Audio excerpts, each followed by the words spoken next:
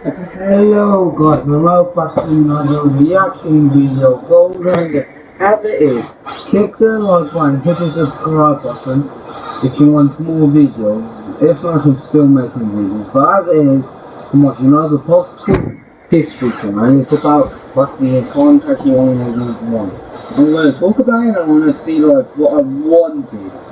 I'm thinking you're not going to think anything because I'm one person, but still, Surprise! I have a second Christmas video for you.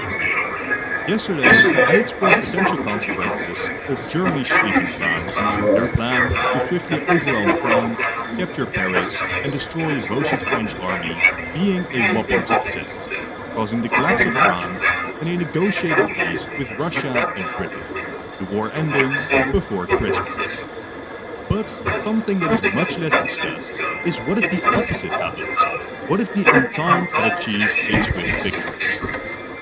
Now the main issue with such scenarios is that unlike the Germans, the Entente just don't have a war plan to win this fast. In fact, a lot of the Entente advantages lay in the long term. Allow Russia to mobilize their population, allow the British to blockade and starve out the Germans, etc. The closest thing we have to something like this would be the French war plan, Plan 17. Yet, this was a terrible plan. It essentially just amounted to, let's gather our forces on the Franco-German border, and then we invade. This invasion was to occur simultaneously with a Russian invasion from the east. And that is basically everything that was concretely planned, with the specifics being up to Marshal Joffre to figure out as war began. In our timeline, the plan mainly failed in three ways. First, it way overestimated the early Russian offensives, which were wiped out by minor German forces. Second, it was extremely predictable, attacking into fortified German positions, while the Germans themselves had more and better troops on their offensive. Finally, France lacked the reconnaissance and the communication. After they mounted minor offensives in our timeline, they were swiftly pushed back to their own borders. By every single metric, the French plan failed immensely. Yet today we ask, what if Plan 17 was a success? Much like how we made the Schlieffen Plan succeed yesterday. Now frankly, I am not educated enough on the specifics of the militaries of the two sides to explain in depth, battle by battle, how we can make this happen. We will just assume that the Germans are more incompetent and have worse defenses, while we're assuming that the French are just somehow prepared better. Again, the specifics don't really matter too much, it's about the outcome. Let's see how it works out. At the start of the war, Germany boldly breaks through into Belgium, getting ready to march to Paris. But then, France breaks through in Alsace. Germany tries to continue their offensive, but the French pressure is way stronger than expected, and Germany is forced to redirect forces to hold their flanks. But, for a while, still believe that they might come out on top. But the French advance is just too strong.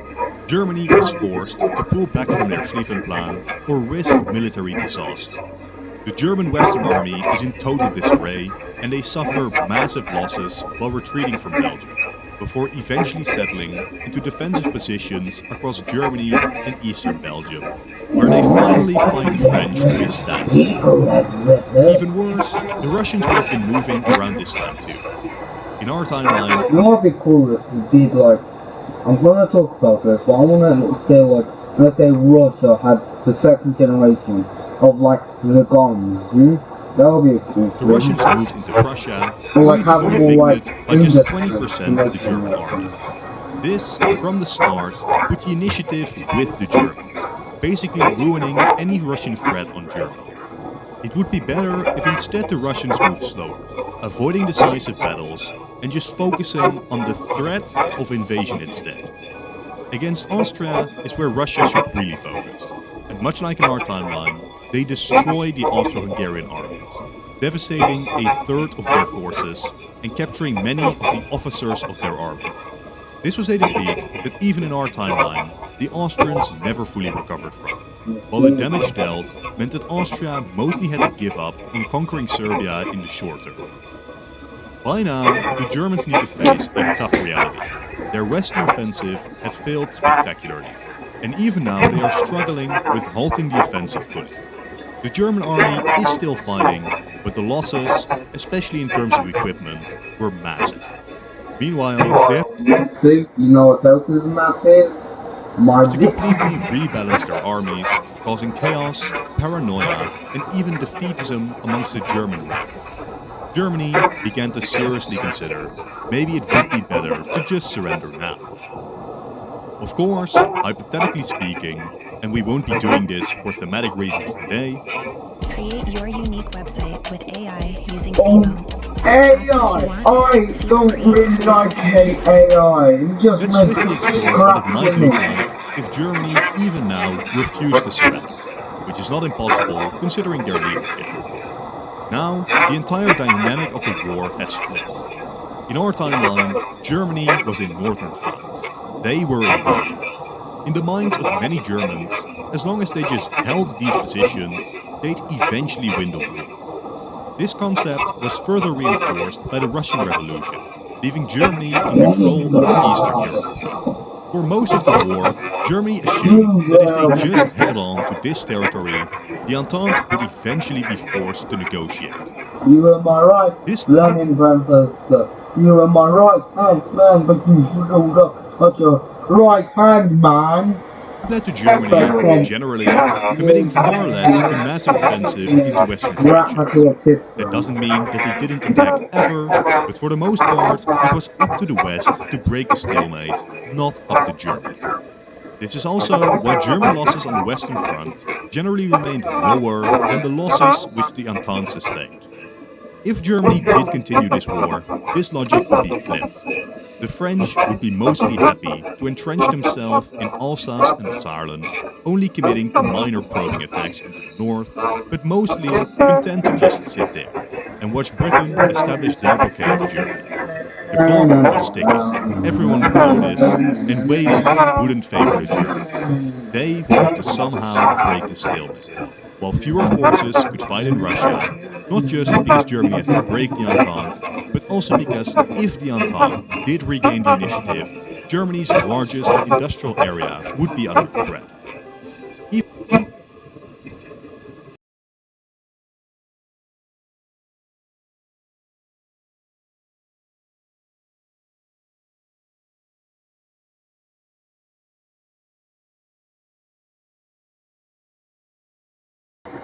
Even better for the Entente, with Belgium mostly liberated, convincing the Dutch to adhere to the British blockade becomes much simpler. Quite simply put, the Entente have all the advantages, and this is not a war that the Germans will win. I'm sorry for the quick intermission, but by far most of you aren't subscribed. To keep up to date with all the latest releases, consider doing so. Thank you.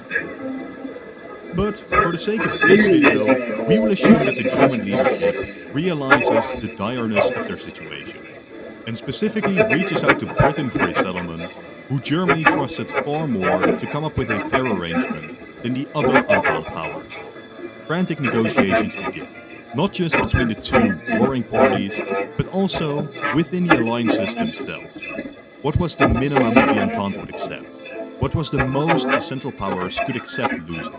Do the Central Powers remain strong together or negotiate separately? And most importantly, what would a post-war world look like? Crucially, the peace after such a short war would likely be much lighter on Germany than Versailles was in our timeline. Now you might remember that I, yesterday, argued the opposite, that short wars don't mean light pieces by themselves. But there is a difference between the German position here and the French position after a fully successful Schlieffen. German army would be relatively more intact.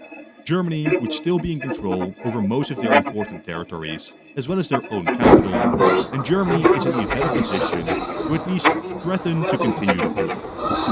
Perhaps more importantly though, is Britain. Britain is not in this war to see Russia and France partition Germany and dominate the continent instead. Britain was in this war in an attempt to stabilize Europe and weaken, but not necessarily destroy Germany. Even after 4 years of war with Germany, the British still held a quite lenient stance on negotiation, being especially sympathetic to Germany after the conflict. If France and Russia demanded too much, it is far from impossible that Britain threatens to leave the war, very much complicating the conflict for the rest, with a non-trivial chance for the Central Powers to rebound. This would be an outcome that nobody would wish for, so we can assume that the Central Powers get off relatively light. So let's start partitioning. What do they lose? First, almost definitely Bosnia. Austria had only officially annexed the region in 1908, and it was the region that started this whole mess in the first place. To Serbia it goes. Then, the loss of Alsace is likewise guaranteed. It was one of the biggest motivators for the Franco-German rivalry. After this though, it gets significantly more difficult, as a lot of territories will be up for debate. In the case of France, I can imagine that they at least heavily push for the Saar Basin too, a region famed for its coal production, thereby giving... I think it would change to the mouthpiece and good for France side if they got this red spot because it was a good fuel source, right? Meaning, and it was a bigger thing. a huge boost to France's energy independence. But if accepted, greater concessions along the Rhine would definitely be blocked by the British. That moves us to Russia, who also needs concessions. And here we need to address an important point. Do the Ottomans join the war? I have kept it neutral for the sake of this scenario, as I think that even the most radical, pro-German forces in the empire would have major doubts after seeing the Western Front's collapse. However, if, somehow, the Ottomans did join the war, we can expect Russia to not gain too much from the Germanics, as they would instead focus on expansion to the south.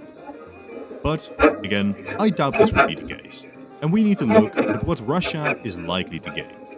Memel, East Prussia, Posen, Silesia and Galicia were all regions which Russia would want, but Britain would absolutely not accept them getting all of it. Beyond that, at this point, I think Germany would rather implode than cede Prussia without a fight to the death. Silesia, then, is a very industrial region, so Britain and Germany might consider it too important to give up to Russia. Memel is decently likely to be taken, which just leaves Posen in Galicia. I feel that, considering the stronger position Germany was in compared to Austria, as well as the fact that Germany already lost important land in the west, Galicia being taken, but not Posen, is very plausible. Though, I might be overestimating British influence here. Do you want a chance to follow Indians Islam's example? or Pakistanians? Yeah, Pakistanians. Colonially, Germany might be mostly spared. Small Togo was the only colony already occupied by the Entente, and it would either fully pass to Britain, since they don't get anything in Europe, or it would be split with the French, like in our time.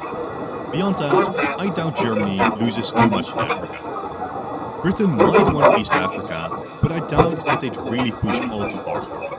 Maybe just trying to get concessions in the west for the Cape to Cairo connection, but even then, I think it's mostly left alone. In the Pacific, Japan would have joined the war before the German collapse, and they'd likely still seize Micronesia, while New Guinea and most of the other islands are taken too, with the Japanese likewise seizing Qingdao from Germany, mostly ending the German presence in the Asia-Pacific region. With something like this as a peace deal, how might Europe recover from such a conflict? Well, the fascinating nature of such scenarios is that despite losing, Germany gets to continue mostly as they had pre-war. Their position is of course weakened, but it is not destroyed. The German government and military gets a serious dent in their prestige, but this swift defeat doesn't necessarily lead to a German revolution and the abolition of the monarchy. Germany is, functionally, mostly as powerful as it had been before the war, and nobody will deny that they are still a great European power. But Germany is not free of consequences. Pre-war, traditional German elites who controlled the government were increasingly at odds with the German Reichstag. You see, on paper the German Empire was a democracy, but in practice, their system was so dysfunctional that the Kaiser's government mostly ruled without parliament. This was for a rather simple reason. Parties more aligned with the Kaiser's government were a clear minority, while parties opposing them made up the vast majority, with specifically the Social Democrats becoming the biggest bloc. This led to the government often having to go around Parliament, managing to keep them off their backs, mostly by playing them off against each other.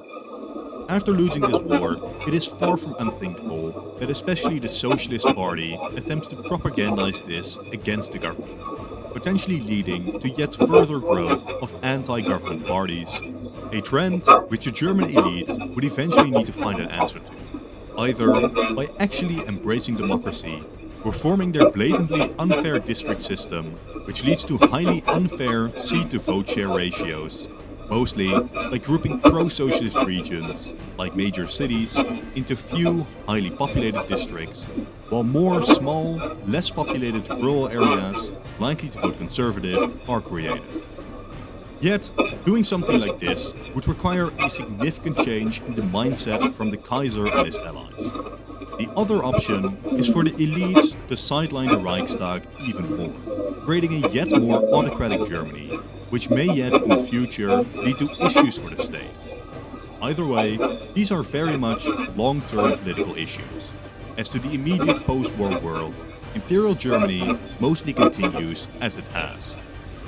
That moves us to Austria-Hungary, which very much is at the center of this scenario, with the question on everyone's mind: do they collapse?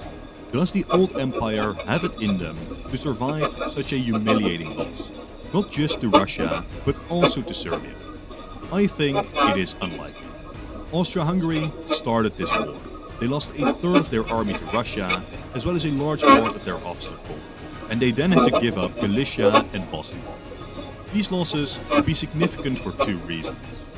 Before the war, I don't know, I think Hungary has the most geography, or sea borders.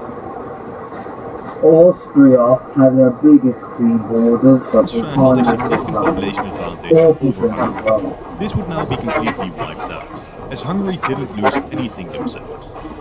Beyond that, Hungary was significantly less enthusiastic about this war, and you can bet that they play on that in their now more powerful position.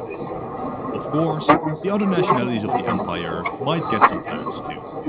Within the Austrian portion, for example, the German population has far more power now that the Poles and Ukrainians are gone. For both Germans and Hungarians, this loss might cement the same conclusion. The empire no longer works, with Hungary trying to move towards independence, while the Germans of Austria could potentially look towards Germany itself, with the other minorities positioning themselves in this coming conflict, while the nations surrounding the empire, emboldened by the decline of the Germans as the guarantors of Austria, might get more aggressive themselves.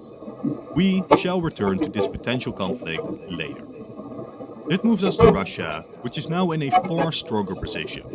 By no means are all of their problems solved, but they are at least put on hold, as this great victory emboldens Nicholas's position within the empire. In the short term, high on success, Tsar Nicholas has the time to reform his nation. Will he do so in any significant way? No, he had no intention to. But at least Russia is not in a position for a short-term collapse, and they can continue to throw around their significant power. France is mostly content with the gains that they made. Sure, they would have liked more influence over the Rhineland, but nobody would have dared dream of the swift and decisive victory that the French accomplished in this war. And euphoric would be the best description for the French attitude.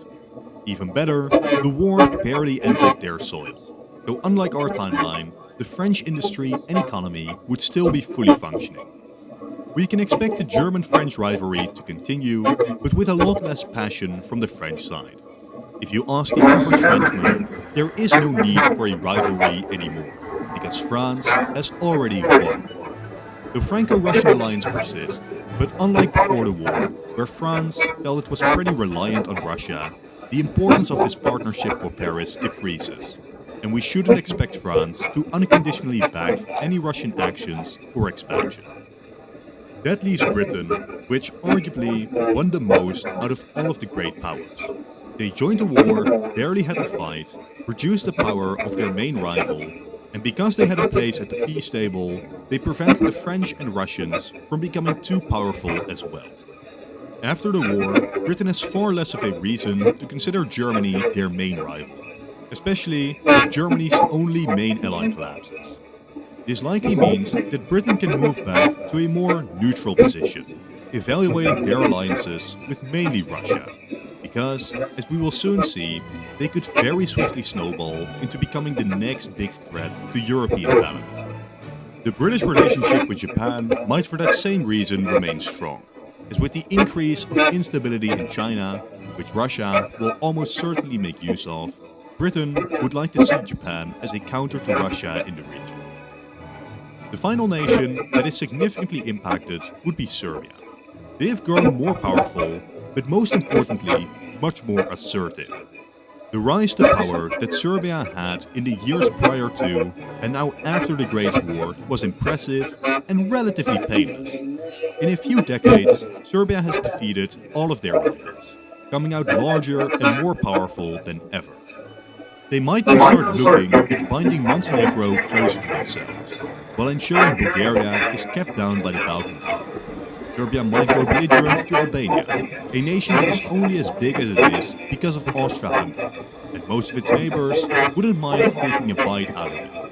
While Serbia is also a lot more confident in the support they might get from their Russian benefactor, which is very important as their attention remains fixated on the Austro-Hungarian Empire, now confident in their ability to liberate the remaining of their southern Slavic brethren. Which finally leads us to the, in my opinion, extremely likely Habsburg's collapse. Almost certainly, the incentive for this collapse comes from Hungary trying to get independence or an even looser connections to the Habsburgs in Vienna.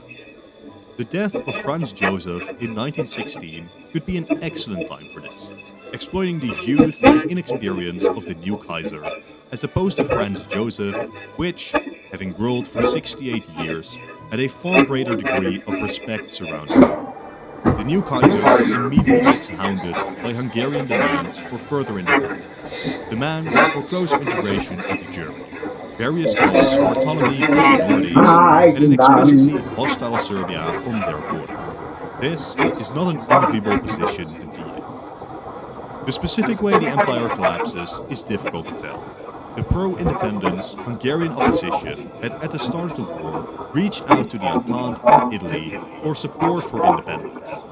Perhaps the former Entente sponsors them attempting a coup or a revolution in Budapest, and when Austria attempts to quash it, the Entente can essentially say, "Stop, or we will get a rerun of 1914," essentially daring the Austrians and Germans to start another conflict, which more likely they would not dare to, very possibly forcing the Kaiser to abandon Hungary. Of course, that is just one of the ways for Austria-Hungary to end. I am not a fortune teller, there are near infinite ways for the collapse to specifically go. It might just be Hungary leaving, with the rest of Austria becoming a German puppet. It might be a more confusing and violent affair, with various nations expanding their power. Does Czechia get independence? Perhaps under a real historical plan to crown a Russian prince. Does Russia remain allied to Hungary for convenience, or do they betray them to empower their more traditional allies? The exact variation of post-Habsburg borders are impossible to say, so I will not predict anything too specific. This collapse of Austria-Hungary will historically be coupled together with the First World War as the aftermath of the same event. Though it is important to note that the war would likely never be called the First World War, and might not even be called the Great War, as it really was a pretty run-of-the-mill conflict, all things considered. Well, the Great War lasted for a while, and I've done more countries. This was like one. Depending on where you might live, it might be called the Third Balkan War, the Second Franco-German War, the Continental Intervention, or any number of names. Either way, this unilateral Russian, French, and Italian support for the destruction of Austria-Hungary, whatever form it specifically takes, confirms to Britain one thing. Now that Germany is not a direct threat, France, and especially Russia, need to be seen as threats to European balance. And as Britain sees Russia's influence rise from Prague to the Adriatic, it becomes very clear that it is St. Petersburg that they need to focus on. Quite possibly, this leads to them increasing their partnership with Germany, whom they may even allow to absorb Austria.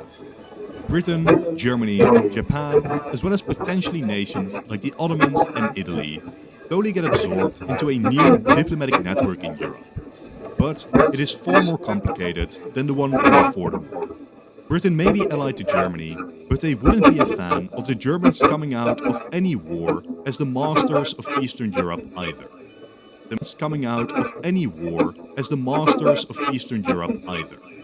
Similarly, is France even still willing to join Russia if the Russians do aggressively start a conflict?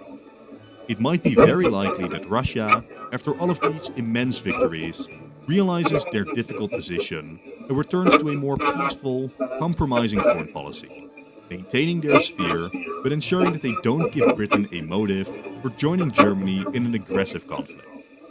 Of course, considering the amount of uncertainties, I don't have an answer to any of this. What does seem likely, though, is that we are looking at a frankly confusing 1920s and 30s. The issues that led to World War I barely being solved by this brief war, but simply being moved, as pre-World War I geopolitics essentially continues into the following decades. God can only hope that the conflict of 1914 wasn't just a taste of a much more destructive conflict further down the line. For now though, this is the end.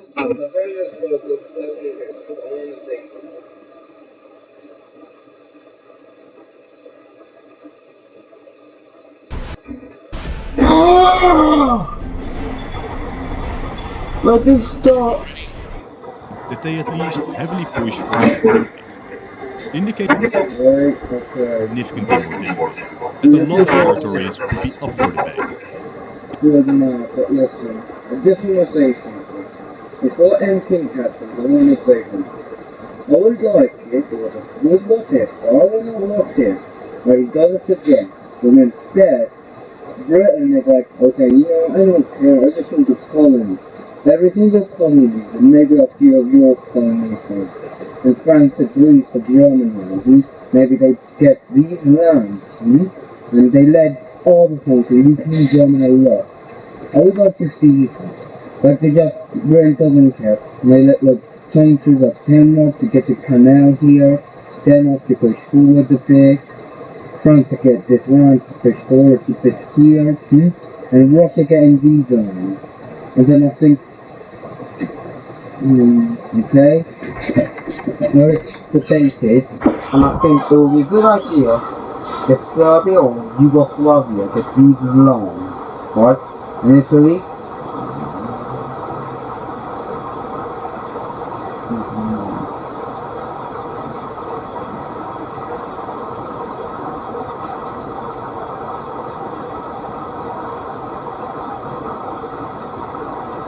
yeah. Within the ocean. Right.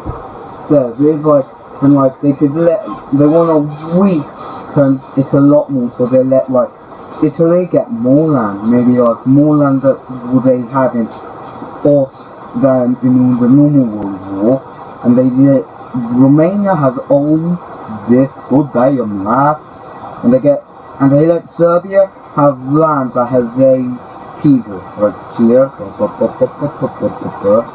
making it a weaken. The internationality of the empire might get some points. Within the Austrian portion, for example, the German population has far more power now that the Poles and Ukrainians are gone. For both Germans and Hungarians, this loss might cement the same conclusion. The empire post-Habsburg borders or a more traditional element. Yeah, like this. We have this, there is a part of them. We have more land here. They just weaken by Hungary more because Hungary helps. And I weaken Austria like it's a strip, and then there more weakening them, and they let like the rest of Austria be a part of Germany. Now see, they let this part of Austria, like they get more land, For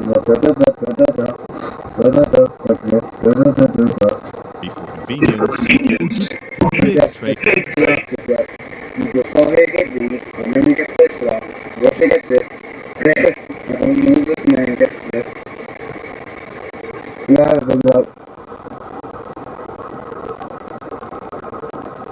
More difficult.